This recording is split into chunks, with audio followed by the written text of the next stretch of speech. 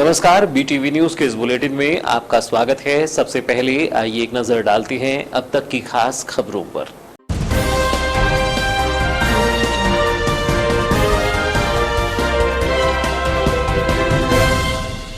धूप में खड़ी छात्रा को आया चक्कर, गिरकर हुई घायल। नगर के सरेखा फाटक बंद होने से हलाकान हुई छात्रा। मांग के बाद भी नहीं बन रहा ओवरब्रिज। दोपहर 2 बजे से छात्रा की एग्जाम, लोगों ने की मदद। लगातार मांग के बाद भी नहीं हो रहा समाधान। प्लास्टिक पर है प्रतिबंध, फिर भी हो रहा धड़ल्ले से उपयोग। नगर में रोजाना खप रहा 400 किलो पॉलीथीन। कार्यवाही के नाम पर नगरपालिका कर रही खानापूर्ति, अब पुनः कार्यवाही करने की बात कर रहे हैं नगरपालिका अधिकारी। नशे का शौक पूरा करने युवाओं ने चुराया पिकअप वाहन। मामले में 3 आरोपी युवक गिरफ्तार, 2 फरार। कोतवाली पुलिस ने आरोपियों को न्यायालय में किया पेश। फरार आरोपियों की पुलिस कर रही है तलाश।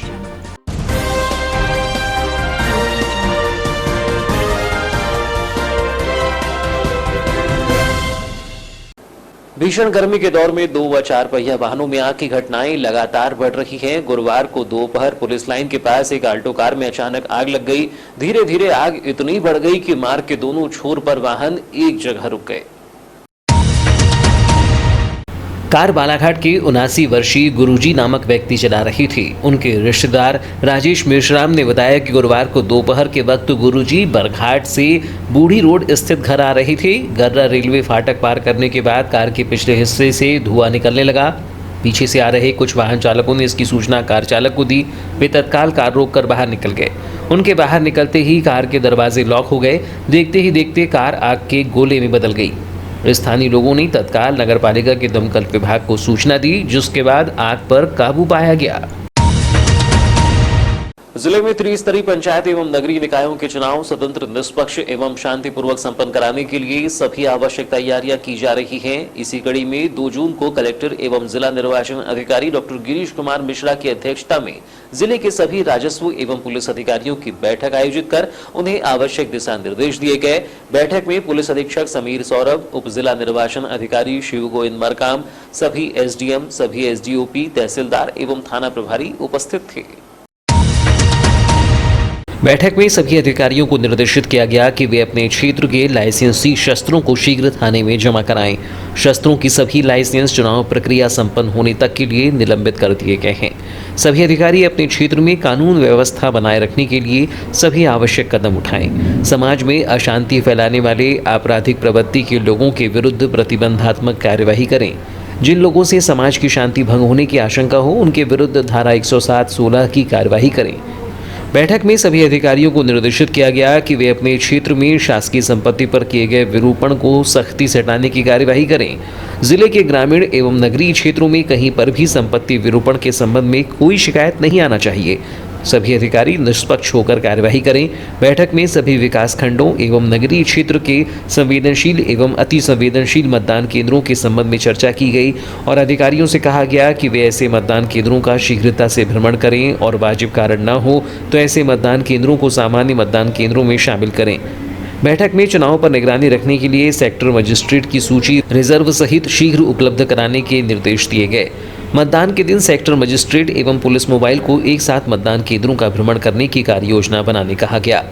जो माननीय चुनाव आयोग के निर्देश हैं, उन सभी बिंदुओं पर आज एसडीओपीज, एसडीएम्स, तहसीलदार, थाना प्रभारियों की एक जॉइंट बैठक कलेक्टर सर और मेरे द्वारा ली गई है और उन्हें विशेष बिंदुओं के बारे में अवगत कराया गया है। किन किन चीज़ों का ध्यान रखना है, आचार संहिता में किस तरह से हमें इंश्योर कराना है कि फ्री एंड फेयर इलेक्शंस हो सके, प्रतिबंधात्मक कार्रवाई, कानून व्यवस्था को सुदृढ़ बनाने के लिए जो भी कदम उठाने, वो सभी स्टेप्स के लिए बारे में बताया है और वो लोग उसको फॉलो भी करा रहे हैं। आज तक शहर भ्रमण भी किया है आप सभी अधिकारियों के साथ, क्या उद्देश्य? आज मेरे और कलेक्टर सर और बाकी जो पुलिस टीम थी उनके द्वारा एक बार शहर का भ्रमण इस उद्देश्य किया गया कि एक पहला तो कि संपत्ति विरूपण की जो कार्रवाई होनी है वो पूरी तरह से हुई है कि नहीं। कहीं से अगर अपने को पोस्टर्स बैनर हटाने हैं तो वो हमने चिन्हांकित किया है। साथ ही जो संवेदनशील क्षेत्र हैं हमारे शहर के, उन एरियाज़ में कॉन्फिडेंस बिल्डिंग मेजर के तौर पे हम लोगों ने फ्लैग मार्च किया है, रूट मार्च निकाला है। आने वाले समय में ये इस तरह की कार्रवाइयाँ जारी रहेंगी और हम लोग काफ़ी कॉन्फिडेंट है कि बालाघाट में एक फ्री एंड फेयर पंचायत और नगरीय निकाय के चुनाव संपन्न कराए जा पाएंगे। सर अगर बल की बात की जाए तो क्या आयोग से और पुलिस बल मांगेंगे? हमने जो अभी डिप्लॉयमेंट प्लान तैयार किया है उसमें कुछ पुलिस बल की आवश्यकता है और आयोग से इस संबंध में कल चर्चा भी हुई है। हम लोग अपने डिमांड का लेटर भेज रहे हैं और उम्मीद जितनी अवेलेबिलिटी होगी हेडक्वार्टर्स में उसके अनुसार मुझे लगता है बल का आवंटन होगा। वहीं बैठक के बाद 2 जून की देर शाम जिला निर्वाचन अधिकारी के मार्गदर्शन में नगर में रूट मार्च निकाला गया, जो कि नगर कलेक्टर कार्यालय, बेडकर Chowk, Moti garden, Gurudwara road, Hanuman Chowk, main road, Kaliputli road, Baihar bypass, Kosmi Navegaon, वापस गोंदिया रोड, अम्बेडकर चौक, जयस्तंभ में समाप्त हुआ।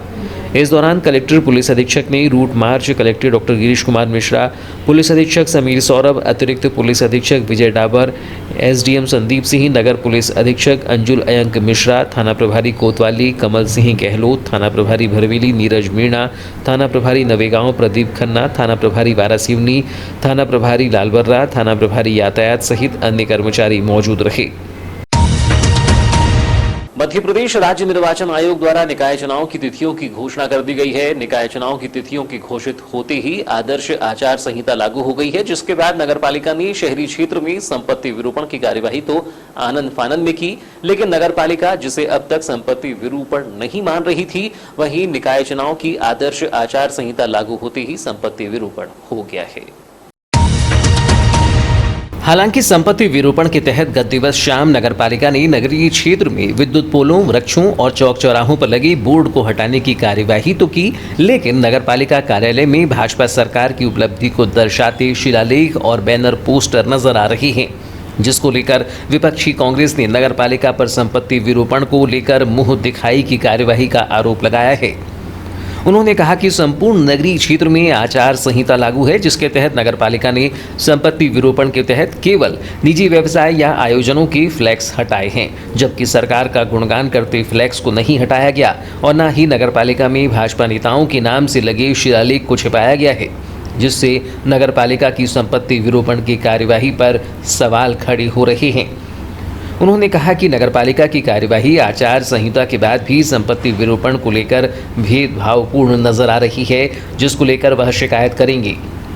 हालांकि गत बुधवार को आचार संहिता लागू होते ही नगरपालिका का अमला नगरीय क्षेत्र से जिला निर्वाचन अधिकारी के निर्देश पर संपत्ति विरूपण की कार्यवाही में जुटा रहा और जहां जहां भी फ्लैक्स या बोर्ड लगे मिले उसे निकालकर नगरपालिका द्वारा बरामद करने की कार्यवाही की गई थी, लेकिन निजी कार्यालय और भाजपा सरकार की योजनाओं ओबीसी आरक्षण को लेकर फ्लैक्स नहीं हटाए जाने से नगरपालिका की कार्यवाही पर संदेह पैदा हो रहा है।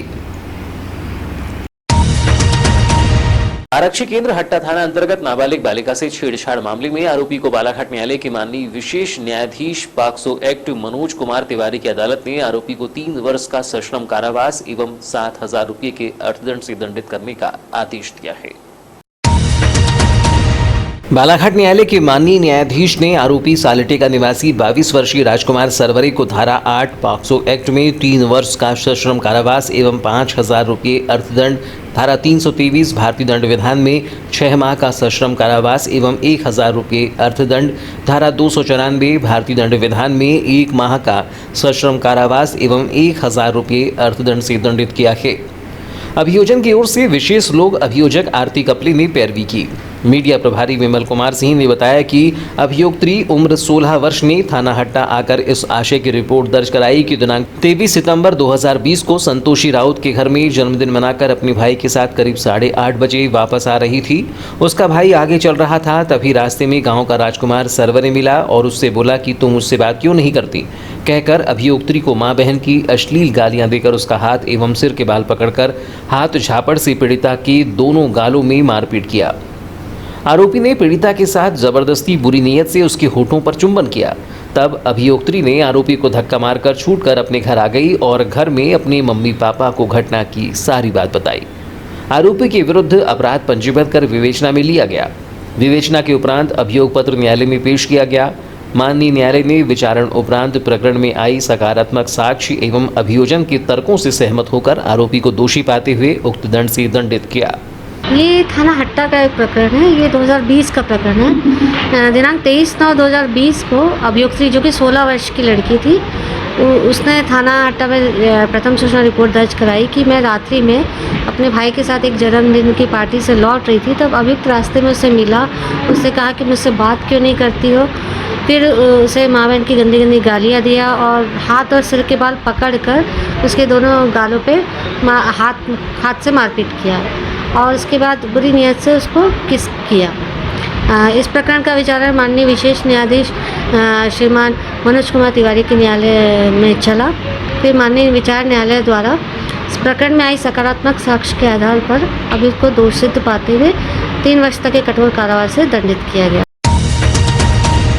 मुख्यालय परसवाड़ा के विश्राम गृह के समीप ही एक झोपड़ी में गुरुवार की सुबह एक 32 वर्षीय युवक का शव मिलने से समूचे ग्राम में सनसनी फैल गई, जिसके बाद ग्रामीणों ने परसवाड़ा पुलिस को सूचना दी।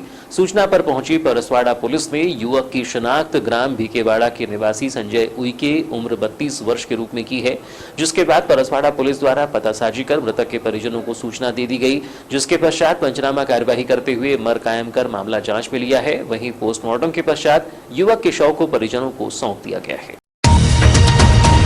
प्राप्त जानकारी के अनुसार युवक संजय 30 मई को तकरीबन 11 बजे इलाज कराने के लिए परसवाड़ा अस्पताल पहुंचा था, जो ओपीडी में दर्ज है, जहां पर उसे खून की उल्टी भी हुई। उसकी हालत को देखकर तकरीबन 1 बजे चिकित्सकों ने जिला अस्पताल रेफर कर दिया तथा परिजनों को उसके साथ जिला अस्पताल जाने के लिए कहा था। बताया जा रहा है कि अकेली होने की वजह से वह जिला अस्पताल नहीं गया। संजय की पत्नी ने बताया कि उनके बच्चे की तबीयत खराब होने की वजह से वह साथ में नहीं जा सकी थी। ग्राम भिकेवाड़ा के ग्रामीणों का कहना है कि बीते 2 वर्षों से परिवार के साथ अपने ससुराल ग्राम अरंडिया में रहता था, वहीं ग्राम भिकेवाड़ा आया जाया करता था। बहरहाल युवक की मृत्यु के कारणों का पता नहीं चल पाया है। चिकित्सकों का कहना है कि डिहाइड्रेशन मौत का कारण हो सकता है। हालांकि विसरा जांच के लिए भेजा गया है। जांच रिपोर्ट आने के पश्चात ही स्पष्ट हो पाएगा कि युवक की मौत कैसे हुई। संजय के परिवार में पत्नी, 2 बेटियां और एक छोटा बेटा है। गया था अररिया पे 8 दिन हुए, उसके बाद फिर नहीं गया। यहाँ पे भिकेवाड़ा आया और फोन लगा घर पे आज तक मैं नहीं गई। दारू की कैसे करता है कब की बात है? दिन तारीख तो याद नहीं है, लेकिन राशन ले जाए ऐसे करके फोन लगा। आपसे अंतिम बार कब मुलाकात हुई थी उनकी? अंतिम बार याद नहीं है। कितने दिन पहले समथिंग? हुए होंगे कोई 8-15 दिन। 15 दिन से घर पे नहीं थे? अच्छा, हॉस्पिटल से जब फ़ोन किया था आपको तबीयत ख़राब है करके, तो आप क्यों नहीं गए उनके साथ? तबीयत खराब था लड़की का, टाइफाइड हो गया था, इसलिए मैं सोची हल्का फुल्का होगा इसलिए नहीं जाती, करके नहीं गई। चिकित्सकों की माने तो यदि समय रहते युवक को उचित उपचार मिल जाता तो उसकी जान बच सकती थी। गौरतलब है कि तकरीबन 1 लाख से ऊपर की आबादी होने के बाद भी तहसील परसवाड़ा में उचित उपचार नहीं हो पाता। जो भी उपकरण उपलब्ध हैं, उन्हीं उपकरणों की सहायता से यहाँ के चिकित्सक ग्रामीणों का इलाज कर रही हैं। आदिवासी बाहुल्य क्षेत्र होने के बाद भी अब तक यहाँ के अस्पताल में सभी तरह के टेस्ट नहीं हो पाते। टेस्ट करवाने के लिए भी परसवाड़ा के ग्रामीण जन जिले पर निर्भर हैं। कभी आधुनिक उपकरण तो कभी दवाएं तो कभी स्वास्थ्य सुविधाओं के लिए यहाँ के ग्रामीणों की असमय ही जान जा रही है। वहीं सरकार बेहतर स्वास्थ्य व इलाज की लगातार बात करती है। आज भी सामुदायिक स्वास्थ्य केंद्र परसवाड़ा में सामान्य सी टेस्ट के लिए ग्रामीणों को यहाँ से खाली हाथ ही लौटना पड़ता है। सामान्य सा एक्सरे भी आज पुरानी मशीनों से किया जा रहा है। जानकारी लेने पर पता चला कि डिजिटल एक्सरे मशीन भी अब तक यहाँ नहीं है। ऐसे में परसवाड़ा में कैसे इलाज हो रहा होगा, चिंतनीय बात है। बैहर ईसाई कब्रिस्तान मिशन स्कूल के पास से 3 दिन पहले दफनाए गए शव को पुनः खोदकर बाहर निकाला गया। मामले के संबंध में जानकारी मिली कि कुछ दिनों पहले जत्ता भंडेरी में नदी के पास एक शव बरामद किया गया था। वहीं उकवा निवासी आनंद जेम्स के नाम पर एक गुमशुदगी की रिपोर्ट पहले ही दर्ज थी। वहीं दूसरी ओर लाश की स्थिति काफी खराब थी। जब उकवा वालों से शव की शनाख्त कराई गई तो उन्होंने तिल, मस्सा और उम्र के हिसाब से गुमशुदा व्यक्ति होना बताया। इसी हिसाब से पुलिस ने पोस्टमार्टम कर शव परिवारजनों को सौंप दिया है, जिसे 3 दिन पहले ईसाई रीति रिवाज से दफना दिया गया था।